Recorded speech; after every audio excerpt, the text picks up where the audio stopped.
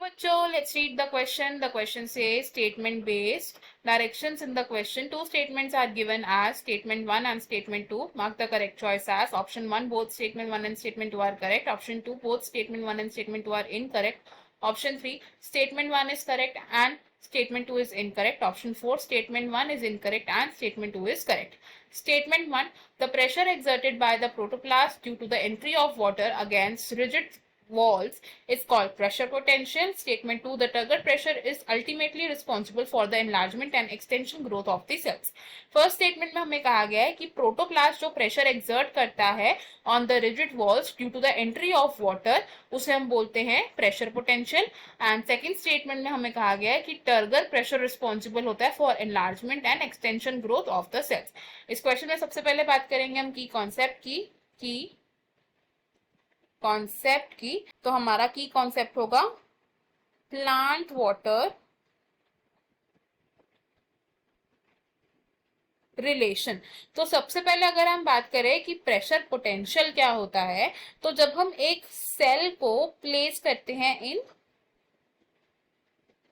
Hypotonic solution यानी कि ऐसा सॉल्यूशन जिसमें कि जो एक्सटर्नल एनवायरमेंट है या एक्सटर्नल सॉल्यूशन है, it is more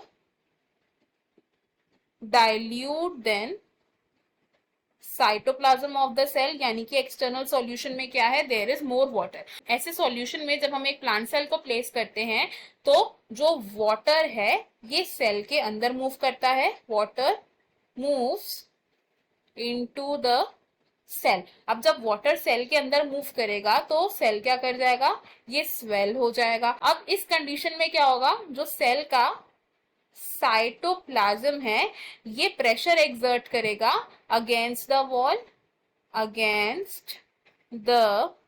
wall and इस टर्जिडिटी से अटेन हुए प्रेशर को हम क्या बोलते हैं, टर्गर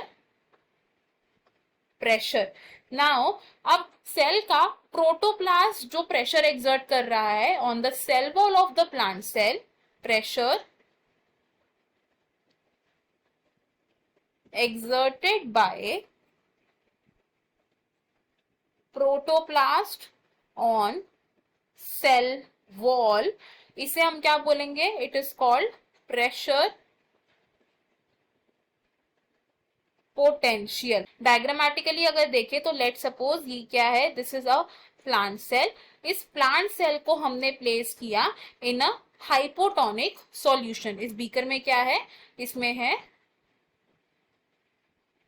हाइपोटोनिक सॉल्यूशन. जब हमने इस प्लांट सेल को हाइपोटोनिक सॉल्यूशन में प्लेस किया तो सेल की कंडीशन कैसी हो जाएगी, जो हमारा सेल है ये स्वेल हो जाएगा कुछ इस तरीके से. अब ये जो स्वेल्ड सेल है इसका प्रोटोप्लास्ट क्या करेगा, रिजिड सेल वॉल की तरफ एक प्रेशर एक्सर्ट करेगा फ्रॉम द इनसाइड. इस प्रेशर को हम बोलते हैं प्रेशर पोटेंशियल. और ये जो रिजिड सेल वॉल्स हैं ये क्या करती हैं, ये सेल की शेप को मेंटेन करने के लिए एक काउंटर प्रेशर एक्सर्ट करती हैं फ्रॉम द आउटसाइड, ताकि सेल अपनी शेप को मेंटेन कर सके. एंड इस प्रेशर को हम बोलते हैं वॉल प्रेशर. तो वॉल प्रेशर क्या है, wall pressure at the pressure exerted by the cell wall to maintain the cell shape. And pressure potential क्या है, it is the pressure exerted by protoplast जब सेल के अंदर वाटर की entry हो जाती है. अब टर्गर प्रेशर की अगर बात करें, फॉर टर्गर प्रेशर कब डेवलप होता है एक प्लांट सेल में, जब उसके अंदर वाटर की एंट्री होती है, यानी कि जब वो सेल टर्जिड हो जाता है. अब ये जो टर्गर प्रेशर है ये रिस्पॉन्सिबल है फॉर द एनलार्जमेंट, यहां हम कह सकते हैं स्वेलिंग ऑफ सेल, एंड